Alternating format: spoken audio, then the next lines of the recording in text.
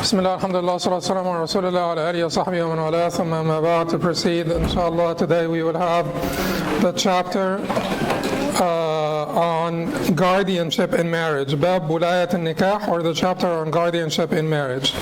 Imam ibn Qudamah, rahimahullah, who died in the year 620 after Hijrah, said in his book, al-Umdat or Umdat al-Fiqh, لا نكاح إلا بولي وشاهدين من المسلمين. There is no valid nikah. There is no nikah, which means here there is no valid nikah without a wali and two Muslim witnesses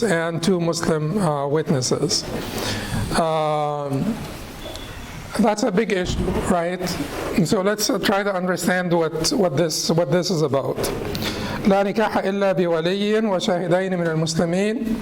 The Prophet ﷺ also said in a hadith reported by Aisha radiallahu anha, أيما امرأة نكحت بغير إذن وليها فنكاحها باطل فنكاحها باطل فنكاحها باطل.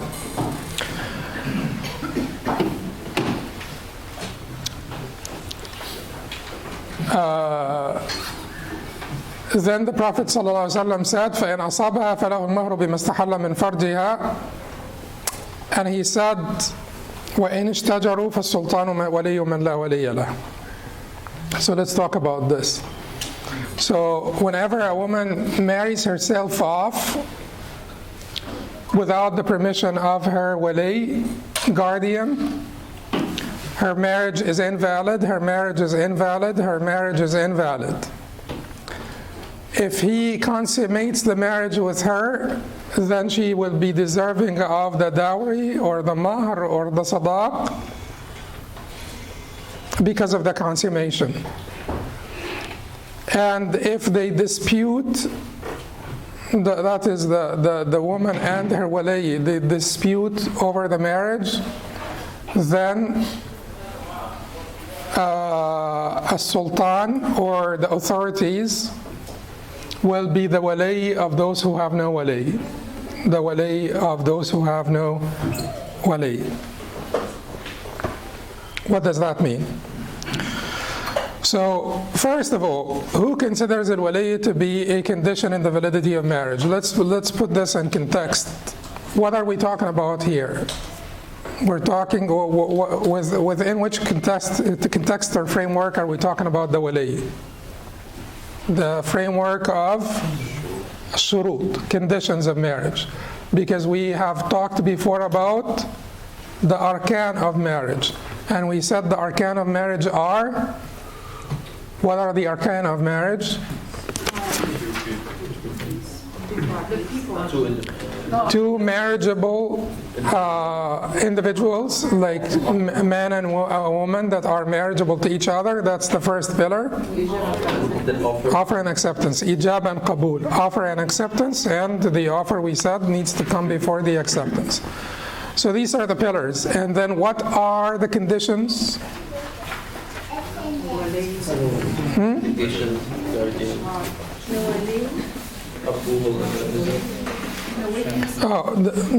Okay, approval. Okay, so to take them one by one. The first one that we talked, the Hanbalis, talk about specification. You need to specify the actual woman that you want to marry. You can't ask a wali to give you one of his daughters, so you need to specify which daughter. So specification, and then the wali and the shuhud and the approval of the groom and the bride, and then we talked about the breakdown of this, which ones need to actually give approval according to the fuqaha. And then we also said what? Some people add compatibility or equality as a condition, but the very vast majority consider it a condition of luzum, not a condition of صحة. شرط اللزوم لا شرط صحة. Not a condition of validity. It's not a condition of validity, it's a condition of luzum, bindingness. And that's the very vast majority of people. So if we take the four conditions of validity that we talked about, then what are they? Wali, shuhud, guardian, witnesses, approval, by the bride and the groom with the breakdown that we discussed before, and specification, ta'yin, specification or ta'yin. So now we are talking about one of these conditions, and we're talking today about al-wali wa shuhud. The first thing that we wanted to address is the wali. There is this hadith that Imam ibn Qudamah started with. Usually in Matun you don't have a hadith, but Imam ibn Qudamah in the introduction of al-Umdat, he said, I will cite or quote some hadith for their barakah and their authority. For their barakah and their authority. So it's one of the rare matns that has actually a hadith quoted in the matn itself, in the body of the matn itself.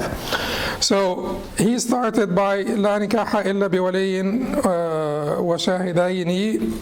Actually, he did not quote this as a hadith, but this is the wording of the hadith anyway. Sometimes he does not quote them as a hadith. He does not say لقول رسول. Sometimes he does لقول رسول الله صلى الله عليه وسلم such and such because of the Prophet's statement such and such.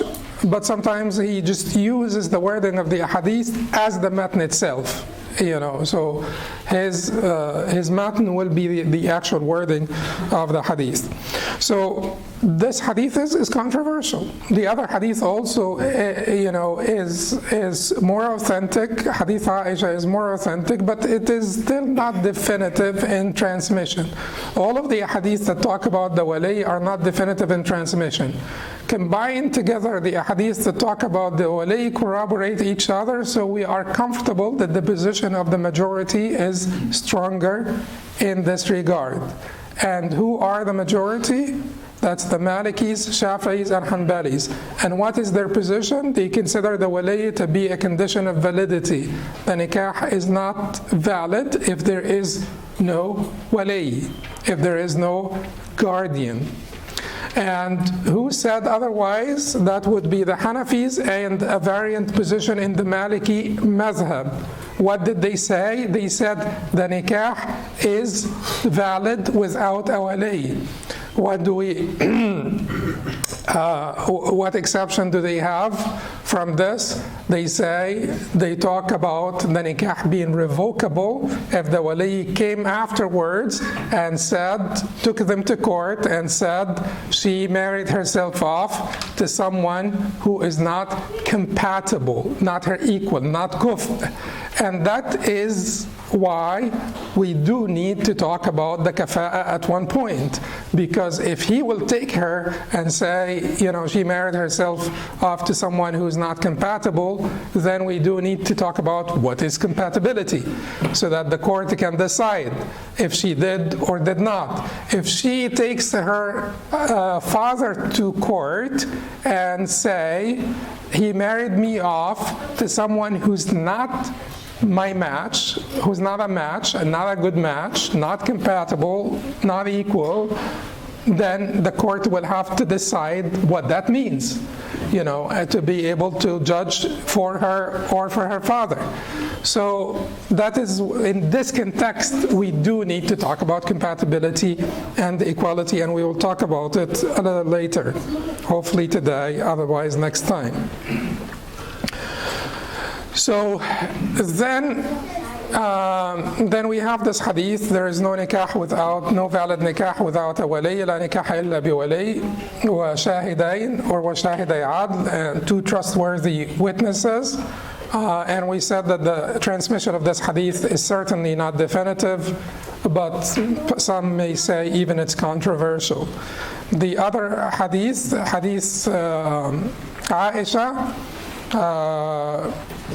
is a very sort of comprehensive hadith in this regard, because the Prophet ﷺ said, well, if they get married, what happened? So, he said it's invalid. Whenever a woman marries herself off without the permission of her guardian, her marriage is invalid. Her marriage is invalid. Her marriage is invalid. And then the Sheikh said, but if they astaghfirullah, the Prophet ﷺ said, and if they consummated the marriage, then she will deserve her dowry or her sadaq because of the consummation. And if they dispute over the marriage, she and her guardian dispute over the marriage, then they can take it to the sultan, to the authorities. Because the sultan is wali man la waliya lahu, the sultan is the wali of those who have no wali. Now, that concept of wilaya is a concept that you do need to explain to people. Why does a woman need a wali? And certainly for the believers, it is sufficient that the Prophet said it. We're done, right? And any believer really should, actually you don't. All of the talk about, the levels in tazkiyah that we talk about, the murid, the salik, the arif, and all, you're not actually involved in the whole thing if you don't have that acceptance in your heart, if you don't have faith in Allah subhanahu wa ta'ala and His messenger, and whatever comes from them is just and true. وَتَمَّتْ كَلِمَةُ رَبِّكَ صِدْقًا وَعَدْلًا صِدْقًا فِي الْأَخْبَارِ وَعَدْلًا فِي الْأَحْكَامِ. And the word of your Lord has been fulfilled in truth and justice. That is truth in akhbar, in sort of the declaratory or declarative revelation, and adl in ahkam, in the rulings, the imperative revelation.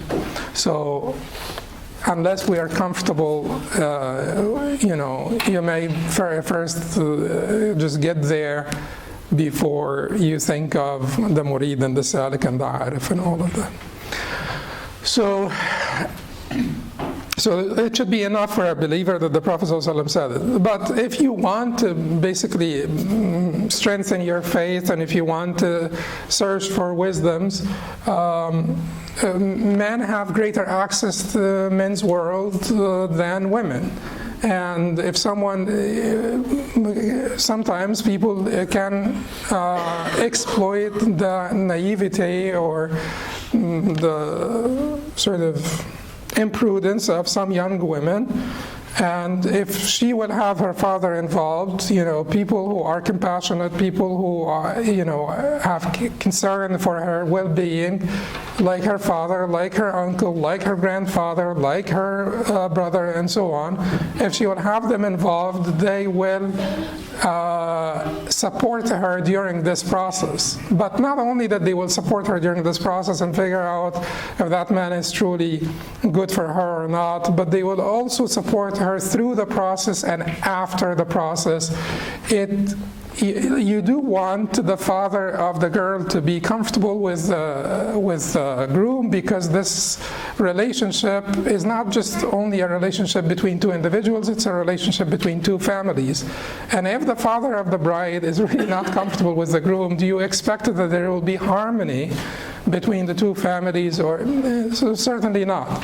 So the concept of wilaya is a beautiful concept, and it is installed in the system, in the legal system, for the protection of women, for the well-being and the protection of women. It is not to subjugate them, it is not to subdue them to the authority of their fathers. It's not for the patriarchy or like of the Muslim community or anything. It's just, it's a beautiful injunction for the protection of women, particularly younger women. So anyway, so that's the breakdown of the positions and in terms of the wilaya, and that is basically the wisdom. And there are many other wisdoms, in this particular legislation. What if a woman marries herself off with the permission of her guardian? Is that marriage valid? Yes. Because what does the hadith say? whenever a woman marries herself off without the permission of her guardian, her marriage is invalid, invalid, invalid. So what if she marries herself off with the permission of her guardian? Valid? That's the weaker position in the Hanbali madhab. It's still invalid, according to the dominant position in the Hanbali madhab. Why? Because she shouldn't be marrying herself off in the first place. The mafhum al-mukhalafa, the divergent implication in this hadith. You know what divergent implication means? So when I tell you when Hassan and Omar come in, let Hassan in. What does that mean? Don't let Omar in. That is the divergent implication, mafhum al-mukhalafa. Okay? So divergent implication of this hadith, whenever a woman marries herself off without the permission of her wali, her marriage is invalid. Divergent implication would mean what? If she marries herself off with the permission of her wali, her marriage will be valid. But there are other reports where the Prophet ﷺ said, لا تنكح المرأة المرأة ولا تنكح المرأة غيرها. A woman should not marry herself off or should not marry someone else off, another woman off. So the presence of the wali conducting the marriage is necessary according to the mantuq of the other hadith, to the statement of the other hadith. So should you give precedence to the mafhum al-mukhalafa or the mantuq? You should give precedence to the mantuq, the statement of the other hadith. So that is why in the Hanbali madhab, the marriage is still invalid if she marries herself off, even with the permission of her wali. So let's talk about practical issues here when it comes to the wali. One practical issue is, what if she does? What if she gets married without the permission of the wali, and the marriage is consummated, and they have kids? What are we going to do with this case? So the majority said, since Imam Abu Hanifa said it is fine, and he is a mujtahid imam, therefore we will have to make considerations here for that. We believe it is invalid. The majority said we believe it is invalid. We believe that any judge that has basically authority in any jurisdiction should have all those marriages repeated because it's an invalid marriage. But since Imam Abu Hanifa said it was valid, we will make some adjustments here. We will accept the paternity of the father in this case, or the filiality of the children, their attribution to their parents. And we will not consider this to be zina, so there will not be punishment for them. The only thing that we will do actually, if you have a judge like a Shafi'i judge that have within their jurisdiction someone gets married without a wali, they will have that marriage repeated. Now, what if you're here in America and you have two people who got married, someone down south got them married without a wali, they came up to you and you happen to be the rare Shafi'i Imam in central Jersey, I guess. And they told you, so what can we do now? So do you tell them repeat it? You're looking at you do not tell them repeat it because you don't have jurisdiction here. You're just an imam, don't be delusional. You're not a qadi here. You're just replacing the qadi in a limited capacity, in a very limited capacity, but you're not a real qadi.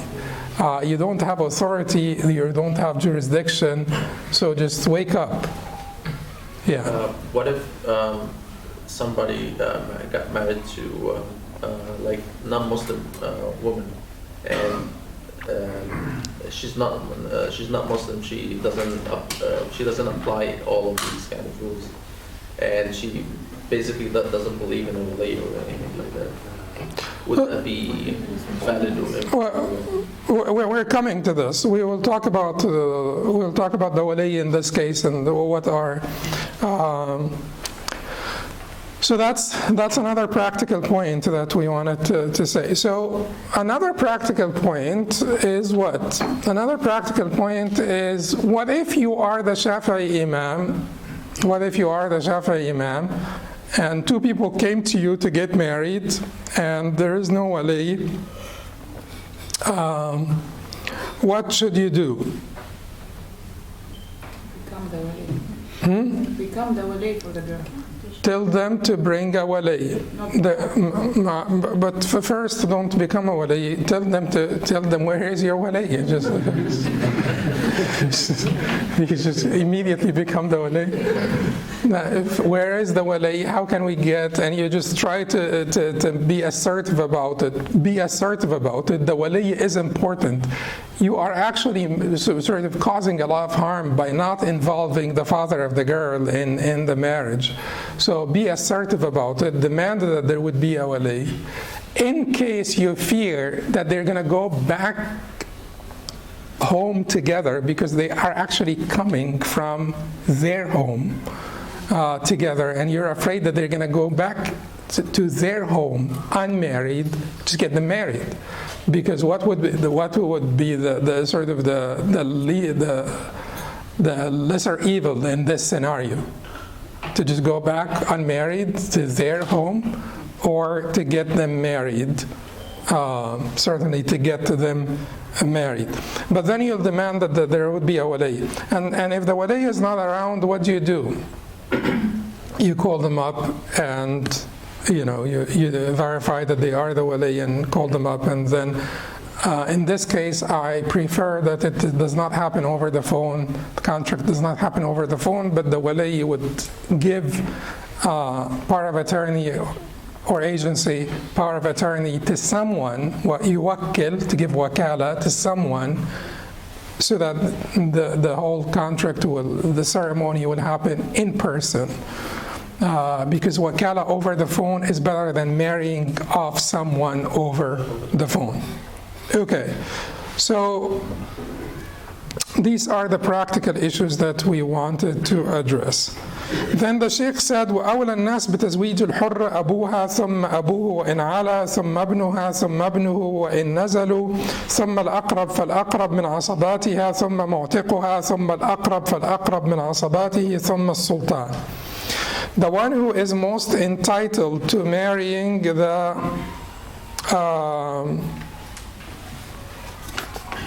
okay, before we get there, we skipped the shahidain.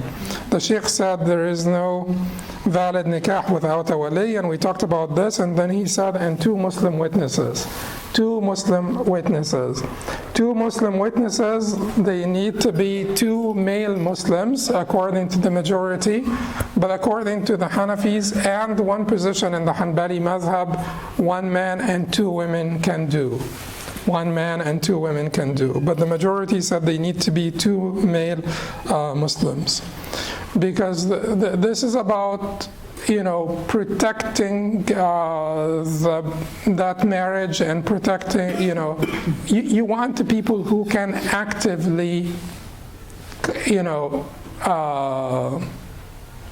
you could call them back. You could to confirm the marriage and the also to protect the woman from any denials in the future.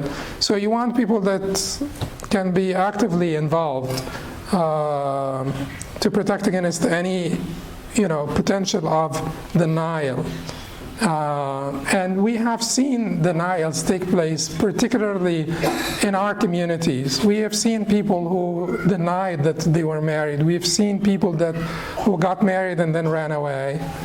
to a different state and just evaporated. So you want people to be actively involved. So that's why they said they need to be 2 males. But Imam Abu Hanifa and one position in the Hanbali madhab said a man and 2 women would do. And we talked about shahada before, so we don't need to repeat this. We said shahada and announcement, 2 witnesses and announcement. It is best if you have both, 2 witnesses and announcement, right? You will be fine according to all scholars. No witnesses, no announcement. It is invalid according to all scholars. 2 witnesses, no announcement. 2 witnesses, no announcement. It is valid according to all scholars unless there is collusion to keep it secret. Then Imam Malik will say no. And that's also a report in the Hanbali madhab. He will say no if there is collusion to keep it secret. So announcement, no witnesses. Imam Malik will say, okay, good, fine. The rest will say invalid. Okay, so we're done with the shahada part. Then the Sheikh talked about, who will be the wali. The one who is most entitled to marrying the free woman off is her father, and then his father, and so on. Then her son and his descendants. Then the closer of her paternal relatives. Then the one who freed her. Then the closest of his paternal relatives. Then the sultan. Then the sultan. So the asabat. And it goes, but you remember in the asabat we said, who's the strongest asaba? The son. Remember from the chapters of inheritance? Here, we will flip that. We will make the father stronger. In miras, the son is stronger. In wilayat al-nikah, the father is stronger. So father, grandfather, and so on. And then it goes down, son, and then grandson, and so on. Is the son stronger than the brother? Yes. Well, based on the Hanbali madhab. Because that is controversial. That is not in all the madhab. The brother is stronger than the son. The son actually doesn't marry her off, but in some of them. But we're just focusing here on the Hanbali order. So the father would go first, the son would go second, and then asabatha. Asabatha will be what? The brother, and then what? Then the children of the brother, and then the uncle, the children of the uncle, the more remote uncle. She doesn't have any asabat. Then if she an emancipated slave, then the person who freed her, they said, and their asabat of the asabat of the person who freed her. And if not, and actually this is this is a very good point. That discussion of freeing and emancipating the slaves, that is the al-wala, which is this allegiance between the slave and the person who freed them, is actually part of the integration. Part of the integration of the slaves, because integration is important after emancipation. Okay, so then they said فَالْأَقْرَبْ ثُمَّ الْأَقْرَبْ فَالْأَقْرَبْ مِنْ عَصَبَاتِهِ ثُمَّ السُّلْطَانِ, and then the sultan. The sultan is the wali of anyone who does not have a wali. The sultan authorities will take care of anyone who does not have a wali.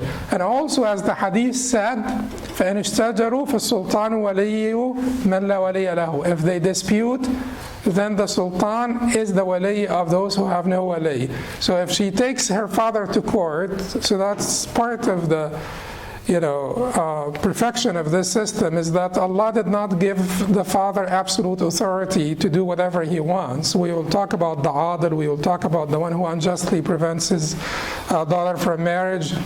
But if she takes her father to court and said that he's unreasonable and he's adil and so on, or that he married me off to someone that is not that's not suitable, then certainly she can take him to court.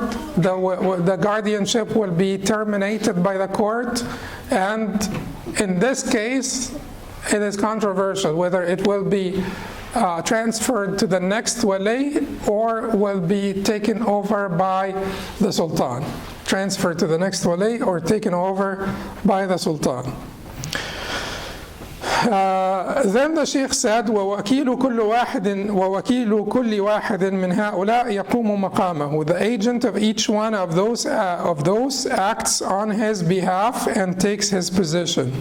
So basically, if you have a wakil, like the guardian will give power of attorney to someone to marry his ward off, and the groom can give power of attorney to someone else to marry his ward off. Both of them can give power of attorney to the same person. So you are the wakil of the groom, you are the wakil of the guardian. In this case, you will say, and you don't need ijab and qabul in this case. This is one of the cases that could be used as like sort of tricky questions. That's the case where ijab and qabul is not needed. If you are, so you say, I zawajtu fulana bint fulan to fulan ibn fulan, and that would be it. I give this girl in marriage to that person, and you do not need to accept because you are the same person. So anyway. Sheikh, one question on wikada. It could be male or female that you give the wikada to be No, male. Only male. Male. Because if the female cannot do it asalatan, cannot do it niyabatan. If she cannot do it, you know. But with talaq, you could, even though asalatan, she can't divorce herself. But in the case that the husband gives her the wikada to divorce herself, she would be able to in this case. There's no. Well, he's given her an authority that is only between her and him. In the case. In the case of talaq, yeah. Okay, So, in this one, she will not be able to do it, to conduct the marriage. Then the Sheikh said, ولا يصح تزويج الأبعد مع وجود الأقرب منه إلا أن يكون صبيا أو زائل العقل أو مخالفا لدينها أو عاضنا لها أو غائبا غيبة بعيدة. It is not permissible for a more distant relative to marry a woman off if there is one who is closer, unless the closer one is a child, insane, or of a different religion than hers. If he prevents her from marrying a suitable person without a legitimate reason, or if he is absent for a long period. So the more distant wali cannot, so a woman, for instance, who has a father and a brother, can the brother marry her off? No, he can't. The father is the sort of the more deserving wali in this case. A woman who has a brother and an uncle, can the uncle marry her off? No, he can't. You know, can the brother give power of attorney to the uncle? Certainly. And that is what usually happens in Muslim countries, because you're not going to get like the 17-year-old to marry her in the presence of the uncle, to marry her off in the presence of the uncle. So what the brother will do then, the brother will pass it on to the uncle. It is fine that if the 17-year-old did it, it's fine. I'm just saying that courtesy, you know, to the like uncle, they wouldn't do it. But that is not. But the power is still in the hand of the 17-year-old brother. إلا أن يكون صبيا أو زائل العقل, except if he's a child, insane, or of a different religion than hers. Child or insane or a different religion than hers. And if it is a different religion than hers, he will not be her wali. والمؤمنون والمؤمنات بعضهم أولياء بعض, and the believing men and women are the awliya of each other. أو عاضلا لها. So what does عاضل mean? When does a person become عاضل? If he yes, if he bars her from marrying a suitable or a compatible candidate. If he's not suitable, then he's not adil. What if they disagree? They go to court. And if the court finds him, and then it will depend now on the definition of suitability at that court. How do they define compatibility, suitability, or sort of equality? Yes? Just a quick question, go back to the not from the same religion. How does she choose, if she's a convert, how does she choose who her religion is? If she is a convert, then she can choose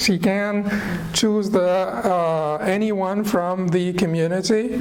And in our particular case, in a Muslim country it would be the authorities, but in our particular case, she can choose anyone from the community.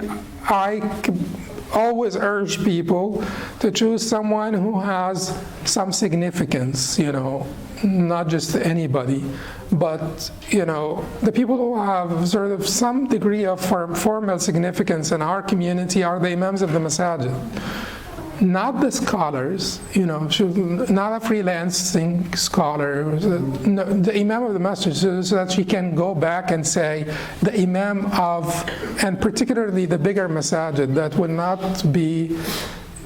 would have not moved in 2 years. So the imam, I went to the imam of ICPC, the imam of Masjid al-Wali, the imam of ISCJ, the imam of MCNJ, whatever masjid that is really an established masjid, and the imam of that masjid, she can always go back to that masjid, and even if the imam moved, there is some degree of legitimacy here. It was the imam of that masjid. What if her father is okay with the marriage? Can he marry her at that time? Can he be her wakil? No, he is not, because they are of different religions. So what do we do in this case? We bring him in and make him involved, and he'll be happy enough. We make sure that he's happy enough. Yes, we just bring him in and make him involved in everything. But in actuality, for the validity of the contract, there is a Muslim marrying her off. But certainly you bring in the father and you just make him as involved as it gets, totally involved in the process. أو غائبا غيبة بعيدة.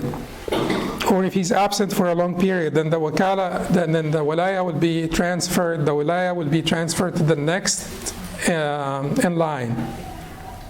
What does غائب غيبة بعيدة mean?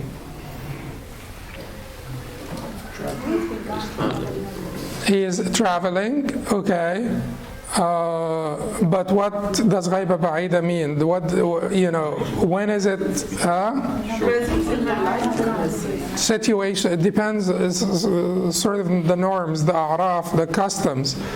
Because that which has not been defined by the shar' or the language should be defined by the urf, people's norms, customs, norms.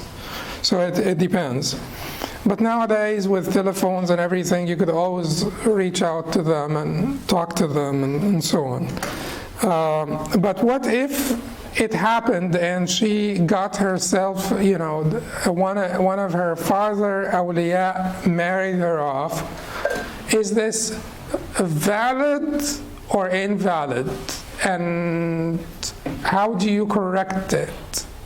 Well, according to the Hanbali madhab, it is invalid. You repeat it. But there is a position in the Hanbali madhab that it will be valid contingent upon the permission of the closer wali. She was not married without a wali. She was just married with a wali that is farther away. So that position may be a more moderate position. If her brother married her off, it will be contingent upon the approval of the father. Not that it is invalid and we need to repeat it, but we will just make it suspended and wait for the approval of the father. And if he approved, we will sort of carry on and not need to repeat it. Then the Sheikh said, وَلَا وَلَايَ لِأَحَدٍ على مخالفة لدينه إلا المسلم إذا كان سلطانا أو سيد أمة. There are no guardianship rights for anyone of a different religion except for the Muslim if he is a sultan, ruler, or the master of a slave woman. So these are the two cases where, because we said the sultan is wali man la waliya lahu, the sultan is the wali of those who have no wali. So the sultan will take over the wilaya for a non-Muslim who does not have a wali. If a non-Muslim girl marries a Muslim man, will her father be her wali? Yes, her father will be her wali. So it's not like we're excluding the non-Muslim father from any contract. If his daughter is of the same religion, he will be her wali. He will marry her off, even if the other party is Muslim. So he will marry her off to the Muslim husband. But if she was Muslim and he was not, then a Muslim will marry her off to her Muslim husband. Then the Sheikh said, وَلِلْأَبِ تَزْوِيجُ أَوْلَادِهِ الصِّغَارِ ذُكُورِهِمْ وَإِنَاثِهِمْ وَبَنَاتِهِ الْأَبْكَارِ بِغَيْرِ إِذْنِهِمْ وَيُسْتَحَبُّ اسْتِئْذَانُ الْبَالِغَةِ. It is permissible for the father to marry off his young children, both male and female, as well as his previously unmarried daughters, without their permission. As for a post-monarchial baligha woman, it is recommended to seek her approval. It is recommended to seek her approval. So now, if they are young, and young will be less than 9 people who are prepubertal. If they are young, we said before that they will allow the father at any age to marry off sons and daughters. It's not only daughters, the son or the daughter, to marry them off at any age. We said that the consummation will not take place until they are physically and mentally capable of handling marriage, right? We're talking about what now? Al-Aqd, the contract itself. And the contract can be finalized by the father for their son or their daughter at any age. It is flexibility that is given to people. Read the appendix on marriage. Did I send the appendices? I did not send the appendices, but I'll send you the appendix on the age of marriage in Islam. Can the authorities come and tuqayyid al-mubah, restrict the permissible and put a lower age for marriage? I believe the authorities could do this. The majority of the scholars believe the authorities could do this. What Islam did is that it kept things flexible. So in a marriage contract, can the father of a 1-year-old child, and this is probably can be cut and taken out of context. So let me say it in a way that. But can the father marry any child who's like a 1-year-old child, male or female, to a 70-year-old person? I hope not, but they can. Okay.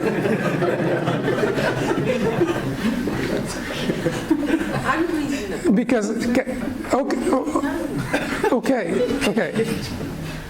okay. So if Islam told you yes, does that mean Islam tells you do it? It just did not restrict it. It left it up to your judgment.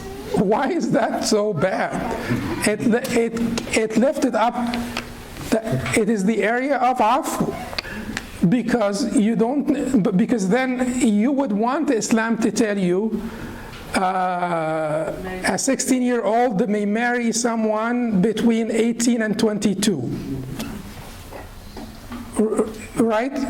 Because so what if she's 16 and he is 35? Or what if he is 16 and she's 35? What if they are really in love? Like he is 18. You know, I was one of the singers in Egypt. I don't have to say. Sabah. How old was she? She's 70 something when she married this 20-some-year-old. Can someone come and say this is an invalid marriage? It's none of our business. So the idea here is it just left it up to your judgment. Just use your judgment. That's all. Why are you getting angry or upset? Just use your judgment. Then, so anyway, so we're talking about the contract. We're not talking about the consummation here. Yes. Where is the issue of compatibility?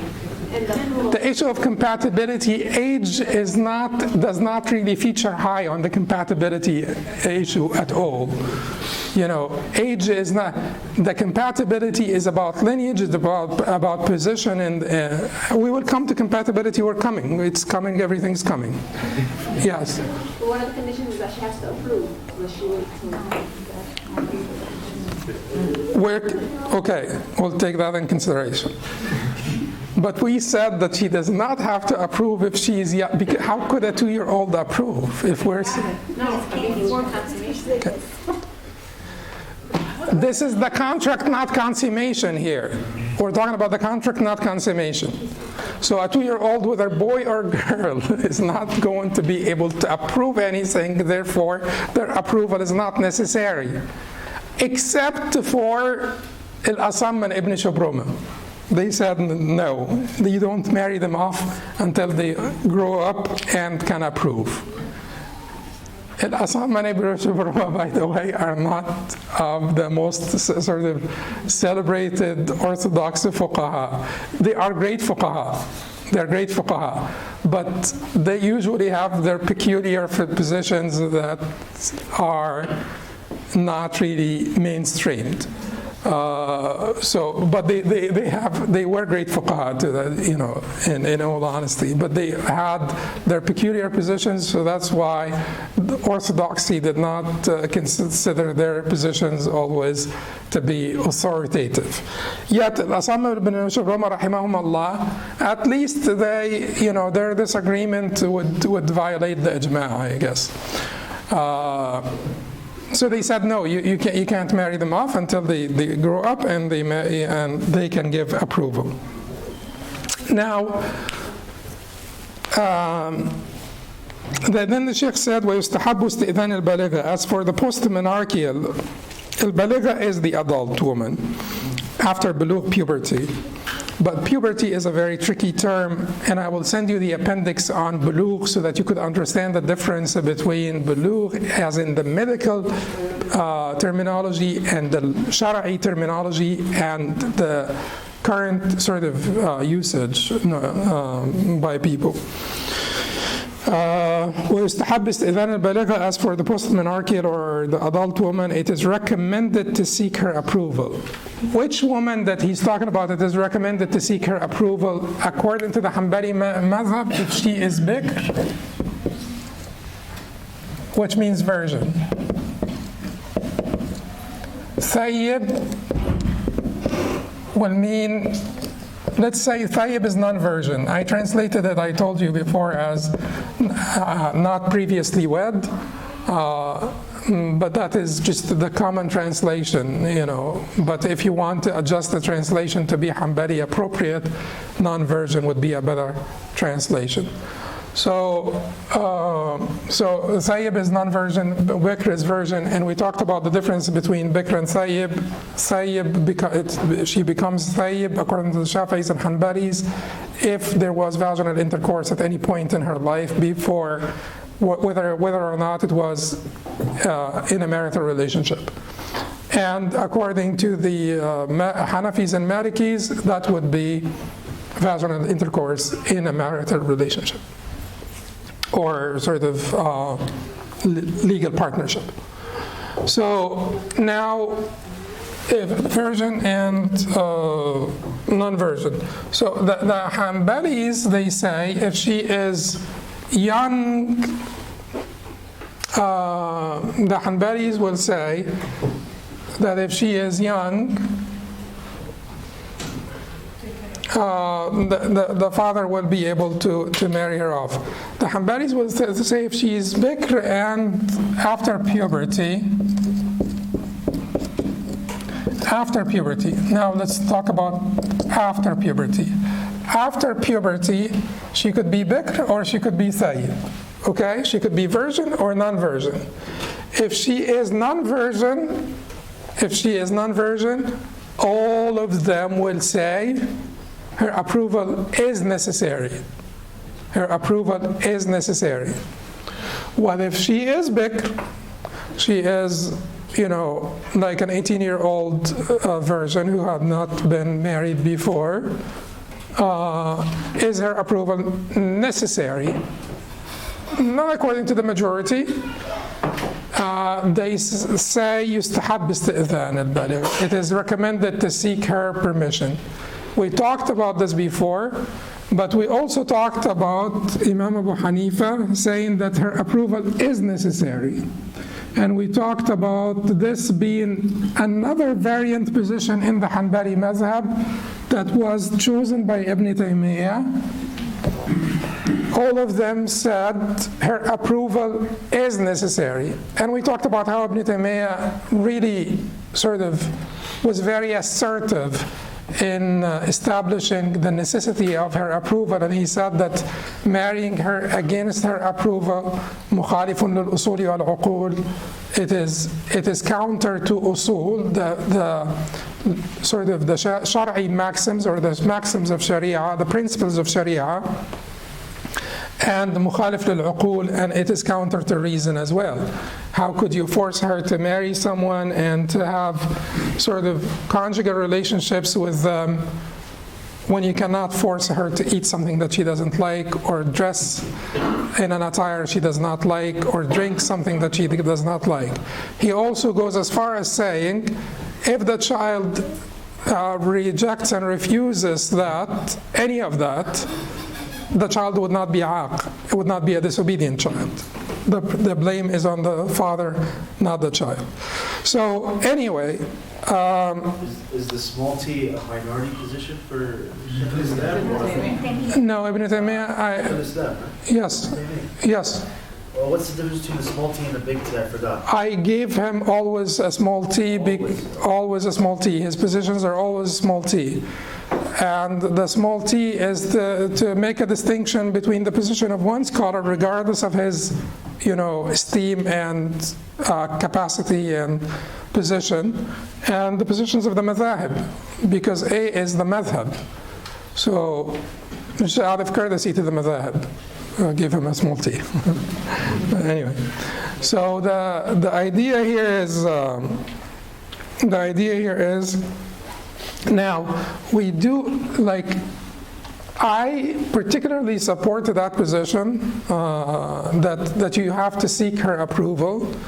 And I support it with a lot of confidence and faith and vigor, because I believe that the Prophet, every time the Prophet came across something like this, he said, seek her permission. So and then he tried as much as he could. He couldn't have been more explicit. So they say, for instance, that the Prophet ﷺ said, لا تنكح الثيب الأيم حق بنفسها من وليها والبكر تستأذن. قالوا كيف إذنها يا رسول الله؟ قال أن تسكت، or قال والبكر إذنها صماتها. So the Prophet ﷺ said that the previously married or non-virgin woman has more control over herself than her wali.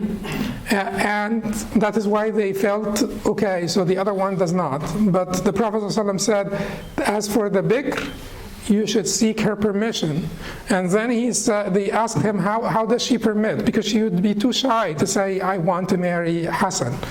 So he said to stay silent. What if she said, no, I don't like him? Can he still proceed? It doesn't look like the Prophet, because he said, sta'adhinha, ask her permission. So they said that the Prophet ﷺ said, izn is different from tusta'mar, because he said the thayyib tusta'mar. Her you ask her order.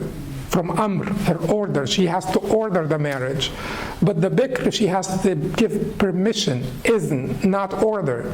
And they said that these are different, but the Prophet in other hadith said the bikr tusta'mar, the virgin, you ask her order as well. And they said that the Prophet ﷺ meant the Prophet ﷺ said in another hadith, al-yatima tusta'mar, the orphans you should ask her for an explicit approval to order the marriage. That's the orphan, which means that the girl who has a father is different. By what? Mafhum al-what? Mukhalafa, divergent implication. If the yatima, if you're saying the yatima, we should have her permission, her clear permission, then you are saying if she has a father, we don't need. But the mantuq in the many other ahadith is very clear that even if she has a father, you do need her approval. In fact, there is a hadith in Muslim where the Prophet ﷺ clearly said, وَالْبِكْرُ يَسْتَأْذِنُهَا أَبُوهَا. And the virgin, her father has to seek her permission. Her father, so she's not yatim or anything, she's not an orphan or anything, her father had to seek her permission. We know that it was reported in many hadith, and a jariyatan came to the Prophet ﷺ, a young woman came to the Prophet ﷺ and said that her father married her against her wish. So the Prophet ﷺ gave her the choice. The Prophet gave her the choice. We know in another hadith that a young woman came to the Prophet ﷺ and said that my father married me off to someone I did not like, and she wanted to marry someone else. And the Prophet ﷺ terminated fasakh, he revoked her marriage from the one that her father married her off to, and he got her married to the one that she wanted, and that was also a young woman, not a sayyib. The sayyib is the one that was reported in Hadith Khansa ibn Khizam, where she came to the Prophet ﷺ and complained that her father married her off without her permission, and the Prophet immediately fasakh, revoked the marriage. So time after time, he's just like, but I don't know how we were able to. But anyway, certainly the scholars, and we have to understand that the scholars were certainly well-meaning, but there is something called the synthetic concept or the synthetic role of self-consciousness. Synthetic role of self-consciousness is that you may understand things based on your self-consciousness. And self-consciousness is determined by what? According to the philosophers who don't believe that we have spirits, the concept of consciousness itself is a very interesting concept. How do you have consciousness? What is consciousness? But you could say that the people who believe that you have spirit, and that is where consciousness lies, but that consciousness itself of the spirit is made up of your experiences and memories, and some people even went as far as saying that consciousness is just like a group of memories, combined memories, and that's it. So there is something called self-consciousness, and there is something called the interpretation. Sometimes perspective, as I said before, is never completely neutral, transparent. Perspective does affect the interpretation. Now, does that mean that we could say that they were biased and we're not? We're certainly a lot more biased than they were. Certainly they were not, as knowledgeable as they were, and we are not as pious as they were. So if you want to talk about bias, we are a lot more prone to bias than they were. But it is true that there is some, there is some impact. Does that mean that we do away with our sort of heritage? And absolutely not. Many times things are explicit, and when there is a bona fide consensus, then there is no question about it. You can't blame it on self-consciousness. You can't blame it on perspective or outlook when there is a consensus. But when there is not a consensus, you may go back and say, well, let us see. Maybe Imam Abu Hanifa was right here and the majority were wrong.